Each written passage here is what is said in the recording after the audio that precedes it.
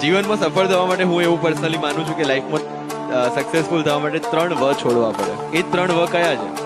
વટ, વતન અને વ્યસન. વ્યસન પર વધારે કંઈ કહેવાની જરૂર નથી. વ્યસન કોઈ પણ હોઈ શકે. વ્યસનની એક સિમ્પલ ડેફિનેશન છે કે જેના વગર તમને ના ચાલે એ તમારું વ્યસન. એ વ્યક્તિ પણ હોઈ શકે, એ મોબાઈલ પણ હોઈ શકે, એ કોઈ જગ્યા પણ હોઈ શકે, એ કોઈ ખાવા પીવાની વસ્તુ પણ હોઈ શકે. જ્યારે આપણે એના ગુલામ બની જઈએ એનો મતલબ કે આપણને એનું વ્યસન થઈ ગયું છે. મેં નક્કી કર્યું છે કે મારે આજે 11 થી 11:30 વાંચવાનું છે. 11:30 થી 11:40 સુધી મારે ફોન વાપરવાનો છે અને 11:45 થી મારે પાછું વાંચવા બેસી જવાનું છે. તો એ 11:30 થી 11:40 ફોન હાથમાં લીધા પછી 11:40 ફોન તમે શાર્પ નીચે મૂકી દેતા હો તો એનો મતલબ કે હજુ તમને એનું વ્યસન નથી.